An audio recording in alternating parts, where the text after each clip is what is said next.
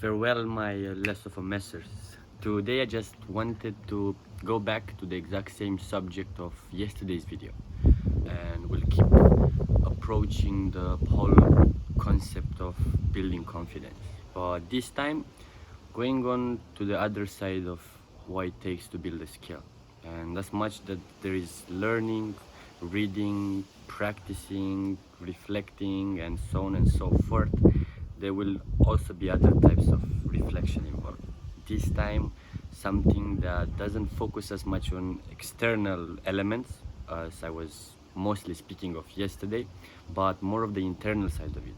Now, taking reflection on the realm of introspection, of actually checking out on the inside, from inner feelings to what are your core belief systems to the present moment, and how do you believe those belief systems were built, what justifies them, what elements in your childhood and further development determined those elements that are present in what you call a belief system. And on the similar note, what of these elements account and how do they impact your self-worth and your self-esteem.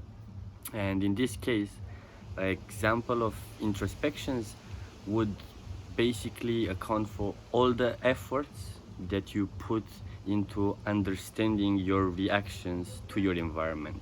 Like, how do you actually feel when speaking to people, and why do you feel the way you feel? What are the things that you believe about yourself and the stories that you've created that supports the whole platform of who you are today as a person, and what could you adjust in this narrative that will support furthermore your development and the changes that you might need to make in order to become who you think you should become, deserve to become, or strive to become. And leaving all of that aside, I will try and now touch some more elements that deal with spirituality, meditation, and these kind of aspects of our everyday life that can be adopted to enhance the way we practice what I've just called introspection, looking on the inside. And on top of everything that I mentioned yesterday, the little things you can adopt in the way you speak, in your body language, your tone of voice, and all the other little tricks that could help you come across as more confident in an interaction.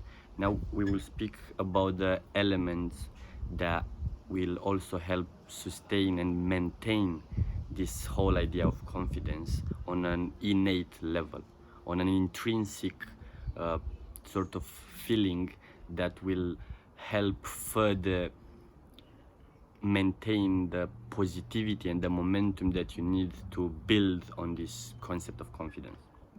And that starts with self-discovery, with exactly what all my channel is about. Self-discovery that will account for all the effort that you put in to get to know yourself better, with the only purpose of accepting yourself as who you are, but yet using this idea of satisfactory insatisfaction to always be able to also build upon it. So not just be grateful and kind and accepting who you are to the point where you become complacent, but always having in your mind the potential of improving, and the fact that the environment itself changes a lot of times, and these changes mean that you have to adapt. And that's what I believe to be actual intelligence, actual aptitude in people, you know, the ability to overcome adversity and adapt to change. And this whole process of self-acceptance is obviously a very, you know, glossy, fancy term that everyone has been using, especially in this past decades, where people became ever more aware of mental health issues and whatever. And speaking of confidence from the perspective of like of the other person, and like how sometimes our confidence is being held by other people's reactions, beliefs, and opinions upon who we are and what we should be. And listen, opinions will be everywhere. Everyone has one. There's actually a saying in Romanian, not the most polite one, but we have an analogy for opinions with actual assholes. So opinions are like your rectum. Everyone has one, and they are full of crap. And leaving the joke aside, when it comes to opinions, how I learned to treat opinions and the way I perceive them, and this is 100% personal, someone else's opinion, especially when it's one that's purposefully derogatory, when there is an opinion that stems from hatred and someone comes across as wanting to put you down and make you feel inferior, well, those opinions, what they really are is just someone else's insecurities being casted as a light upon your life's shadow. And bear that in mind, your life's shadow, it's yours. So the only opinion that will have any power, that will account for any sort of light in the context of this shadow that you call life, is really, really yours. And speaking of those other people's insecurities being casted as a light on your shadow, in the idea that trying to diminish the shadow, finally someone that uses shadow with a positive sense, like this shadow of life and these other people's lights that will diminish it, will make it even disappear, will make you forget about what's your true life or your true purpose, are always not worth listening to. Because people have their own impulse, their own life story, their own context and struggles, and many times in their failure to acknowledge and work on them, they will use all the misery that stems from it to generate more misery around it, because misery likes company. Misery likes company. Put that in your head very, very, very deeply. And the idea of misery likes company is like these people will feed on your reaction. The more vulnerable you are and the proner you are to give them a reaction, the more they will feed from it, and the better they will believe they feel, and the more entitled to do such things as trying to put other people down. And the self-acceptance process, it generally all starts with reflecting on yourself, with taking times in your day to actually analyze what is going inside of you, be it on an emotional level, on these feelings that you get from whatever chemicals and electric kind of impulses that come from your brain, and so on and so forth, and also on a spiritual level, what other things from the higher consciousness and all these energies and vibes we can't fully understand and interpret properly, they all account for your ability to deal with your environment, to interpret your environment, to assess what's going on and what is healthy or unhealthy, good, bad, positive or negative for you in the context of your own reality. And here, once again, as I previously mentioned, this skill, don't fantasize about the idea of skill and how you can acquire it, because there is, once again, not one size fits all in any of these contexts. You can always find a million ways of approaching a thing, a million ideas of how you should do things and why you could things. It's down to you to actually reflect on all of your beliefs, on all of your feelings, and what are the actual strategies that best fit your own decisions and your own purpose to fill you with positivity and all the energy that you need to keep moving forward.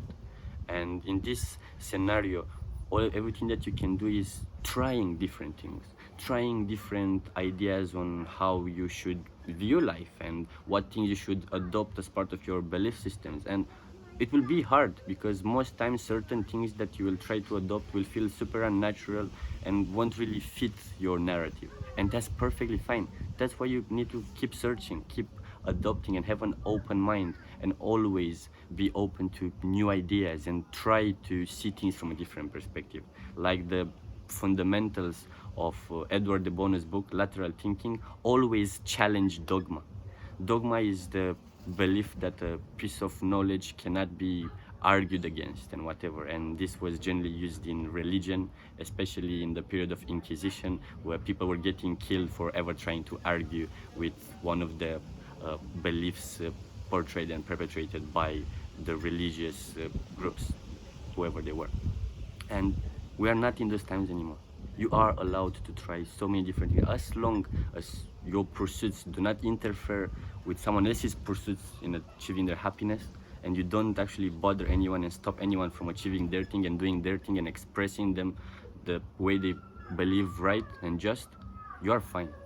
And you deserve to try anything out there, to the point where you find that lens through which you can see life in a productive, positive, and blissful way. Because that's what life really is about. And at the end of the day, it's all about how you interpret things. And to just summarize everything and go back again on the other side and why do some people are negative, I'll make an analogy with one of my favorite childhood cartoons, Phineas and Ferb.